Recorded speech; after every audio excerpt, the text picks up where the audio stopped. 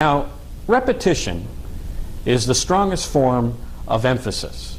And when you look at these co-worker letters that you receive from these churches, me personally, I call it the propaganda machine, because all you see in these co-worker letters is Herbert W. Armstrong, Herbert W. Armstrong, Herbert W. Armstrong, Herbert W. Armstrong.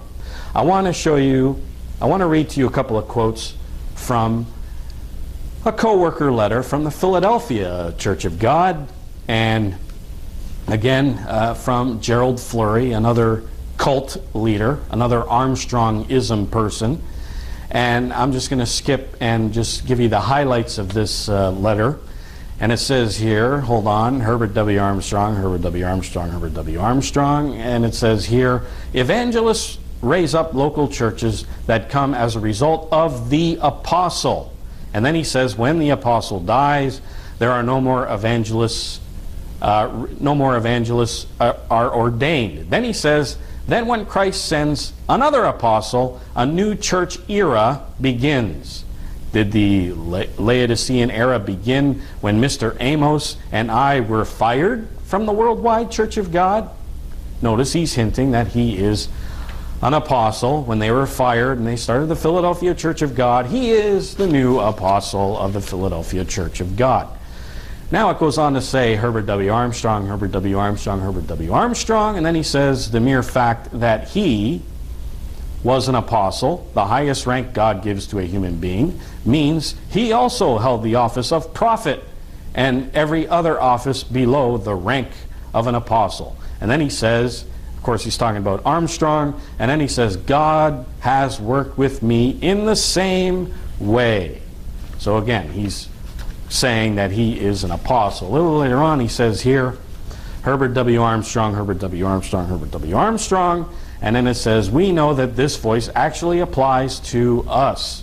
Quoting, of course, Isaiah, where it says the voice crying out in the wilderness. He says this voice applies to us, to this work today, to a man speaking out to this world, and supported by the members of the Philadelphia Church of God. So he is the apostle, and the members of the church are supporting him.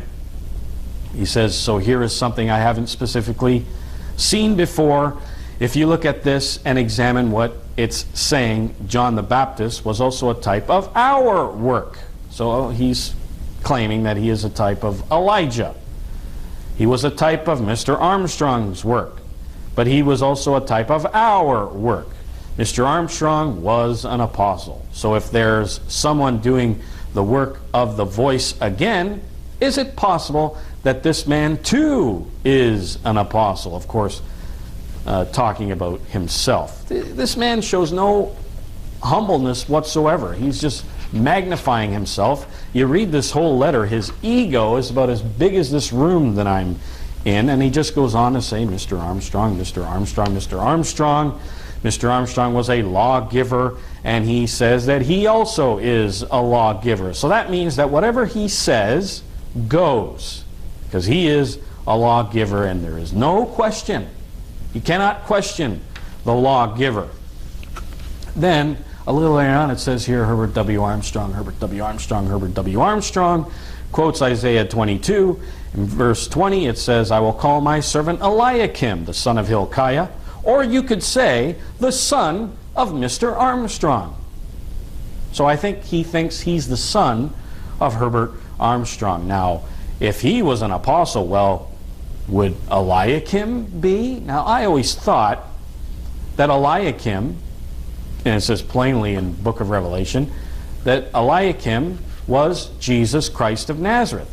That Eliakim was a type of Jesus Christ. But no, not according to this man. He thinks he is Eliakim, and he is the son of Herbert W. Armstrong.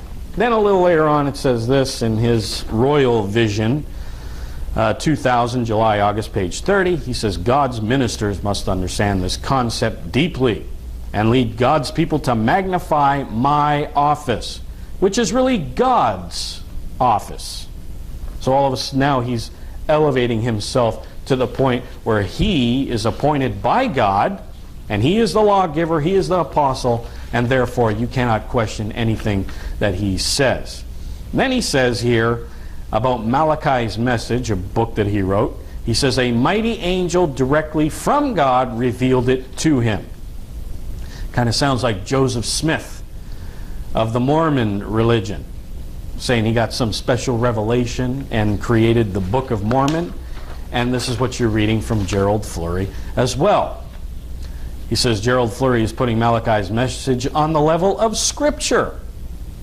And that's in the little book article, page 6 and 7. And he thinks Malachi's message is an unwritten part of the book of Revelation. This little book is a prophetic section of the book of Revelation. Isn't that incredible?